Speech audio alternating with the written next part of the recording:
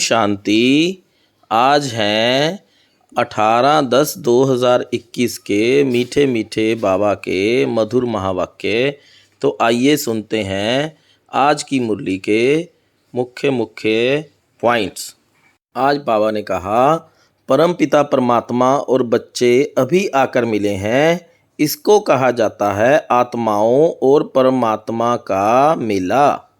ये मेला एक ही बार होता है। आधा कल्प सतयुग त्रेता में कोई बुलाते ही नहीं। तुम बच्चे सुखी रहते हो। जो सुख तुम आत्माएं अभी पा रही हो, पहले तुम सतो प्रधान थे, अभी तमो प्रधान पतित बन पड़े हो। फिर बाप पावन आते हैं तुम्हें पावन बनाने। तुम पुजारी बनते हो तो दुखी होते हो। 5 विकारों के कारण ही दुख होता है। जितना जितना सीढ़ी उतरते जाते हो उतना दुखी होते जाते हो। अभी तुम बच्चे जानते हो दुख के पहाड़ गिरने हैं। इस पुरानी दुनिया का अब विनाश होना है। अभी मैं आया हूँ, फिर तुमको पहले नंबर जन्म से शुरू करना है। मैं तुम्हारा बाप, तुमको पढ़ाता भी हूँ। अब बाप पढ़ाने की फीस लेगा बच्चों से? Question mark. बच्चों से फीस कैसे लेंगे? 1 पाई भी फीस नहीं लेता हूँ। कितना दूर परम धाम से आता हूँ तुमको पढ़ाने। ये नौकरी करने रोज़ आता हूँ। कोई की नौकरी दूर कहाँ होती है, तो रोज़ आना जाना होता है ना। तुम बच्चे जानते हो बाबा ज्ञान का सागर हैं, जो हमको सृष्टि के आदि मध्य अंत का ज्ञान देते हैं। भगवान को अपना शरीर नहीं है। जैसे तुम आत्मा हो वह भी आत्मा हैं, परंतु सिर्फ आत्मा कहने से तो सबके साथ मिल जाएंगे। इसलिए मुझे परम आत्मा कहते हैं। तुमने मुझे आधा कल्प याद किया है, इसलिए मुझे इस पराये देश में आना पड़ता है। सब पतित दुखी हैं, ऑर्फन्स हैं, धनी धोरी है नहीं। आर्फन को पढ़ाने के लिए गवर्नमेंट फ़ी नहीं लेती है। ये तो बहुत बड़ी रूहानी गवर्नमेंट है। बेहद के बाप को कोई जानते नहीं है। कितने जप तप दान पुण्य आदि करते हैं। पूछा जाता है ये क्यों करते हो, तो कहते हैं इससे भगवान के पास पहुंच जाएंगे। कोई जप तप करने से पहुंचेगा, कोई शास्त्र पढ़ने से। बाप कहते हैं ऐसे तो है नहीं। भक्ति करते करते तो तुम और ही पतित बन गए हो। पंख टूट गए हैं, तुम उड़ नहीं सकते हो।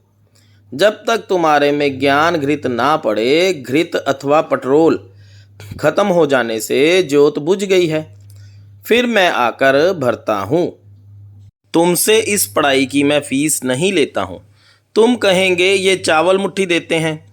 ये चावल मुट्ठी तो तुम भक्ति मार्ग में देते आए हो, जिसका रिटर्न फिर दूसरे जन्म में मिलता है।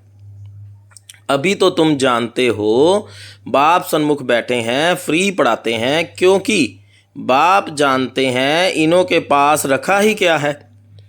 तो बाप थोड़े ही तुमसे कुछ लेंगे। मैं तो एक ही पढ़ाई पढ़ाता हूँ। स्कूल में जो आते जाते हैं उनको ऐड करता जाता हूँ। हाँ, जो लेट आते हैं उनको थोड़ी मेहनत जास्ती करनी पड़ती है।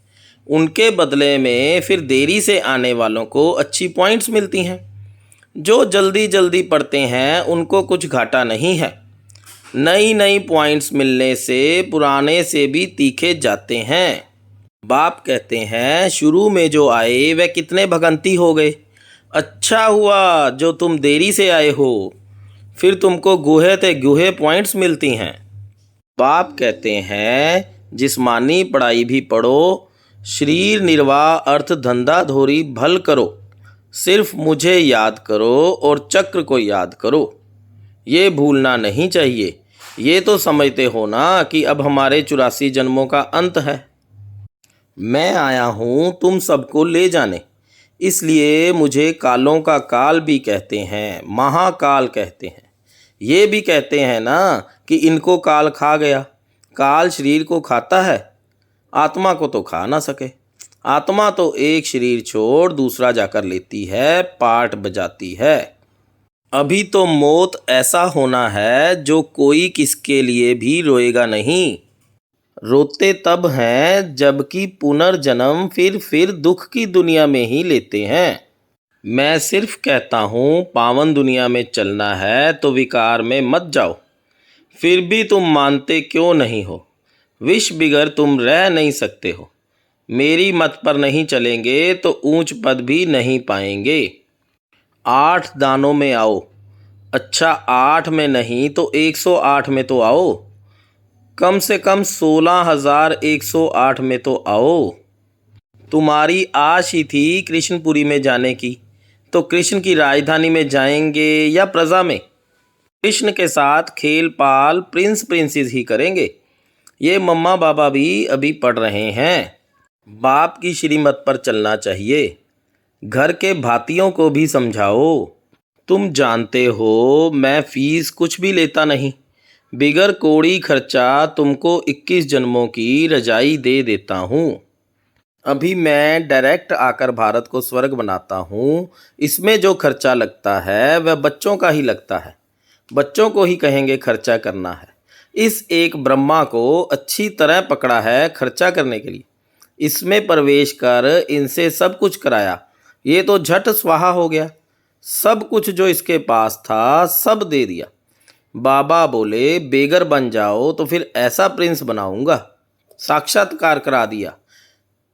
बाबा ने कहा बंदर मुआफिक मुट्ठी बंद नहीं करो, खोल दो। झट खोल दी, नहीं तो इतना बच्चों का खर्चा कैसे चलता।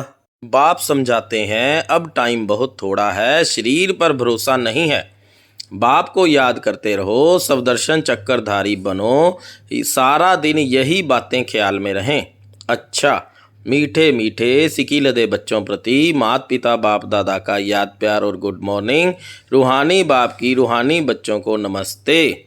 हम रूहानी बच्चों की रूहानी बाप दादा को गुड मॉर्निंग नमस्ते। ओम शांति। शुक्रिया बाबा शुक्रिया। आज मुरली का सार है। बाबा कहते मीठे बच्चे, बाबा कितनी दूर से तुम्हें पढ़ाने आते हैं। पढ़ाई की फीस भी नहीं लेते हैं तो कितना प्यार से पढ़ना चाहिए। प्रश्न है रूहानी गवर्नमेंट ने सारी दुनिया के लिए ये फ्री स्कूल खोला है क्यों? उत्तर है क्योंकि सभी ऑर्फन निधन के बन गए हैं। बाप ऐसे गरीब बच्चों से फीस क्या लेंगे। इस अंतिम जन्म में बाप ऐसी पढ़ाई पढ़ाते हैं जिससे तुम विश्व का मालिक बन जाते हो। जो नए नए बच्चे पढ़ने के लिए आते हैं उन्हें भी कोई घाटा नहीं होता। भल पिछाड़ी में आए हैं लेकिन थोड़ी मेहनत कर पुरानों से भी आगे जा सकते हैं। गीत है जाग सजनिया जाग। धारणा के लिए मुख्य सार है पूरा पूरा नष्टो मोहा बनना है। एक शिव बाबा दूसरा ना कोई, ये पाठ पक्का करना है। सबूत बच्चा बन माता पिता को फॉलो करना है। दूसरा है बिगर कोड़ी खर्चे पढ़ाई से 21 जन्मों की रजाई मिलती है तो बहुत लगन से पढ़ाई करनी है। सवदर्शन चक्रधारी बनना है। आज का वरदान है सर्व खजानों से भरपूर बन अपने चेहरे द्वारा सेवा करने वाले सच्चे सेवाधारी भव।